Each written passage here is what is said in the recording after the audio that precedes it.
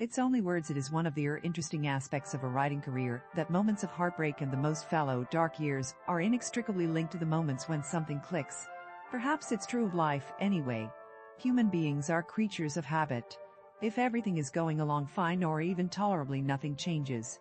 This, in terms of society, explains why wars and revolutions tend to change the world in scientific and innovation terms, as well as in political and social. Because once everything is made wrong or uncomfortable and a mass of humans are broken out of their routine, then you can re-establish your quotidian life using new information science. In 1997-8 I'd come to the conclusion I'd never sell, not at the professional level. This required I rearrange my entire life, which had been geared towards my learning the craft and trying to get published for over a decade, and strongly geared that way for at least 6 years. I realized early on that I couldn't actually give up writing. It's an ingrained habit that long predates any dreams of publishing for pay. I make up stories and I write them down to get them out of my head. I finished my first novel okay, so it was 40 pages at 10 and wrote it during finals week in 4th grade, which actually determined what kind of secondary school I would attend, so it wasn't as unimportant as it sounds. So, in 98, first I tried to write just for myself, but that didn't work. When you're writing for yourself, there's no reason to make sure you are understood or understandable. There's no reason to affix the details to paper. What you write ends up sounding like memories of dreams, things that come out of the subconscious and submerge again. After a while it feels pointless. I needed to write for someone, but I had no audience. These days I might have written for online. How that would have turned out is anyone's guess, and I truly have no clue. Perhaps I'd have attracted no readers, studied, and ended up about where I am. Or perhaps I'd have attracted a couple hundred, just enough to keep writing at the level I was. As it turned out, though, self-publication at the time was at best silly. So I thought I'd keep writing just as a hobby, and to get readers, I'd write for fandom. Finding a fandom was something else again. My dad used to introduce me to people with "This is my daughter, she doesn't like television," making sure people knew my handicap up front. I'm not going to be high and mighty here and say I picked the one fandom that was out of copyright on purpose. If Anne McCaffrey hadn't stomped so hard on all fanfic related to her work, I'd probably have fallen into Dragon World fanfic. Hard. As it was, all the traces of those that I could find were long since shut down. Other than that, my tastes verge on the fuddy-duddy. I wasn't going to attempt Heinlein fanfic. I'm not that crazy, or the rest of the genre. Dumas fanfic is the only fanfic that runs to foursomes. Same-gender foursomes. And I didn't want to write erotica, anyway. I wanted to write stories.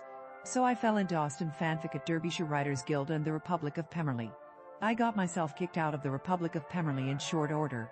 No, I didn't want to write erotica, but I reserved the right to make stupid jokes.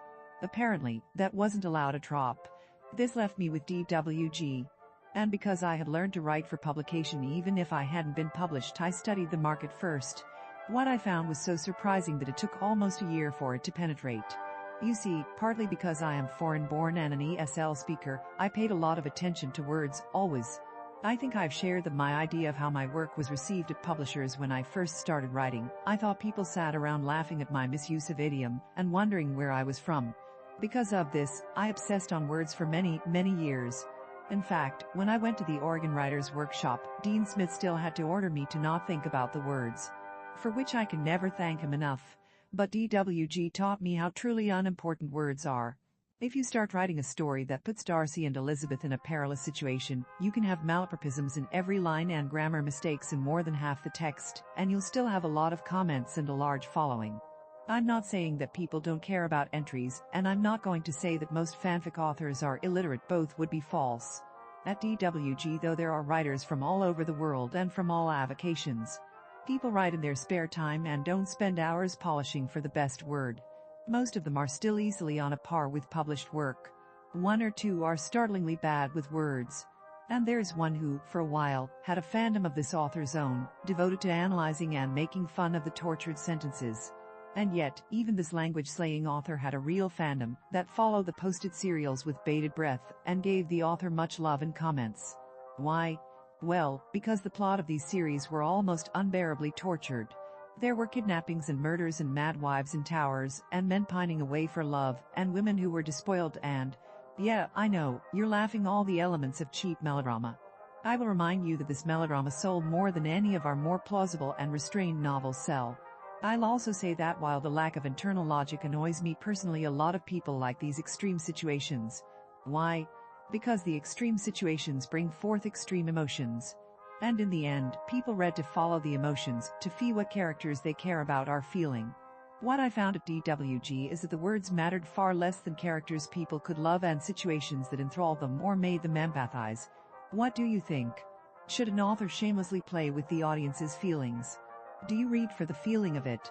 What makes you return again and again to an author? If you like this content and want to support this channel, the blog, and Sarah's continued writing, please like and subscribe. If you really enjoy the content, please come and join the fun at accordingtohoot.com.